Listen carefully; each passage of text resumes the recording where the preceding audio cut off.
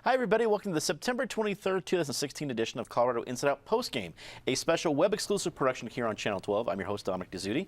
Thank you very much for joining us. Let's get a quick take on the presidential race. We are just 45 days away until Election Day. Our long national nightmare is almost over or about to begin, depending on which side of the aisle you stand. Patricia Calhoun from Westward, we are just a couple days away from the most anticipated political debate for a long time. Your thoughts on how the campaign is driving up to now, what the effect of the debate might have, anything and everything in between? Well, when you look at in Colorado right now, which for a while everyone was like, oh, Clinton, she's going to pull her ads because she's doing so well here. And all of a sudden, Trump is coming along. One poll shows them in a dead heat, the Quinnipiac poll. And that was just yesterday. Another one shows Clinton ahead. Another one shows Trump ahead. But you wouldn't have thought Colorado was going to be in play this way. And that means so many other places around the country might be in play too. How they behave on Monday night could really solidify how a lot of people feel. And a lot of it's the evil of two lessers, like who can you stomach and who can you not? So I think we'll learn who we can stomach maybe on Monday night. So the big question is, will people actively go out to vote for someone or against someone, or will they just stay home because they can't stand it? And I think we'll learn a lot about that Monday night. I never really thought our presidential race would come down to like a Fear Factor episode, but you're right. It's what can you stomach? Amy Oliver Cooke, Executive Vice President at the Independence Institute. Earlier in the season, I think justifiably, a lot of people were talking about the effect, especially what Donald Trump would have down ticket. That if he's top of the ticket, it's just going to, everybody else is just going to be suffering. And there's still some dynamics there with people getting questions and debates and things like that. But I don't think you're seeing, I think you're seeing people being able to separate the two so far. We are talking the end of September. A lot of things can happen in 3 or 4 weeks. Do you think down ticket Republicans are still as fearful of the top of the ticket? Well, I would say no, only because, I mean, you have polls that are tightening. You certainly have some, in some places they are, depending what the district looks like, but the race is tightening. And when Hillary Clinton called them deplorables, that was actually a moment that sort of, people rallied behind that. You go on Twitter, people have changed their Twitter profiles to deplorable so-and-so. I'm a deplorable. You now have T-shirts. So I think there's less fear there. What I want to see is, on Monday night, we were trying to decide, is it Monday Night Football or is it the debate? Or is it both? I mean, do you have both of those? Likely, the debate will be more unpredictable.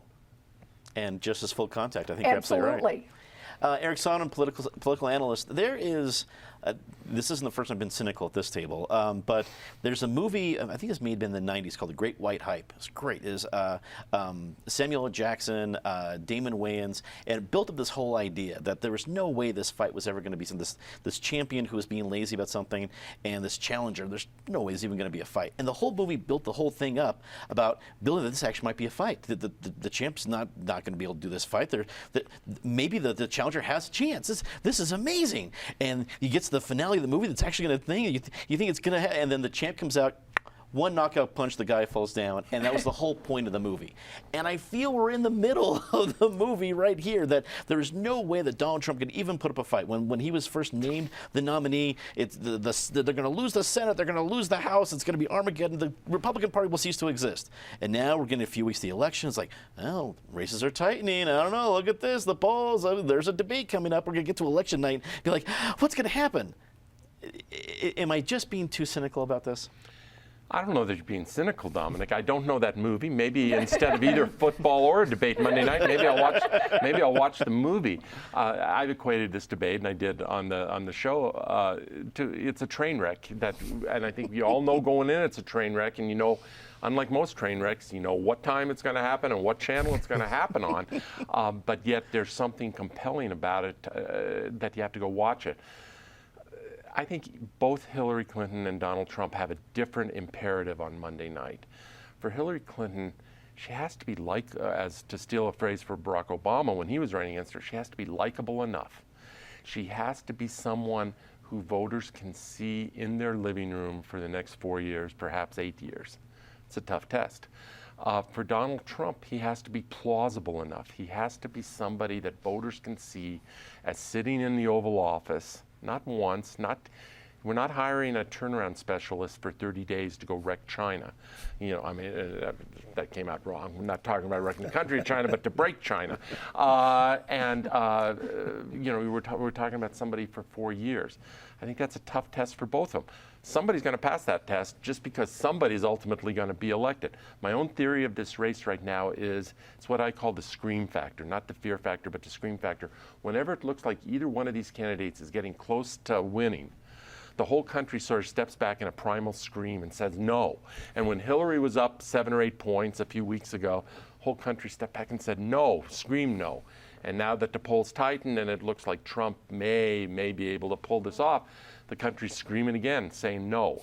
Ultimately, one of them is going to win. If Colorado's in play, I'm not yet buying that premise.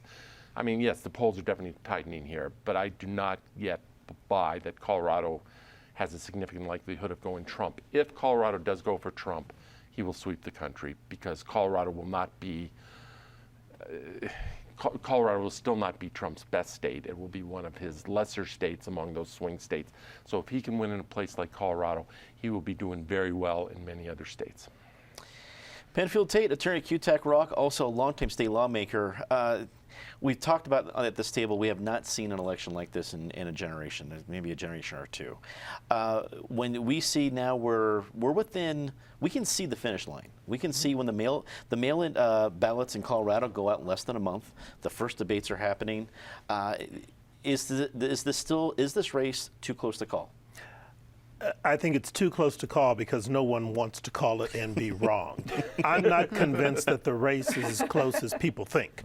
I think that Hillary Clinton has a slight but still solid lead in this race. And I agree very much with Eric's assessment of the debate. I think that voters have a perception in their minds of what Hillary Clinton is and what Donald Trump is.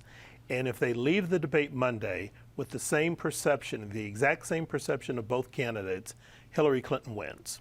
It's close, but she wins. Donald Trump needs to, and I don't know why he would advertise, I'm not going to prepare, I'm not going to study, I'm just going to wing it, because if it's a disaster, he's done. He's got to appear presidential, even-tempered, controlled, balanced, focused, and knowledgeable about something substantively, because that's not what he's run on. It's been a personality show. If he can't do that, he's done. Hillary Clinton, everybody knows that she's got all of this experience. I think what she needs to do is humanize herself a little bit more. I think that's why she got the bounce out of the Democratic National Convention. Her best line was, I'm a public servant, I get the servant part, I don't do the public part real well. People don't get me, and that's my issue. And for a woman, she's got to be a little softer, more personal and humanizing without appearing soft and weak. And that's a delicate balance for her, because I don't think she's soft or weak, but and that's part of her issue. But if she can convey that image, I think she smokes him. But, you know, I can't wait. I'm going to pop some popcorn and get a beverage and check this out. This is going to be entertaining. As train wrecks grow, I think it will indeed be an entertaining train wreck. That's all the time we have for Colorado Inside Postgame this week. Leave us a comment, tell us what you think. For everyone here at CPT12.org, I'm Dominic Dezzutti. Thanks for watching.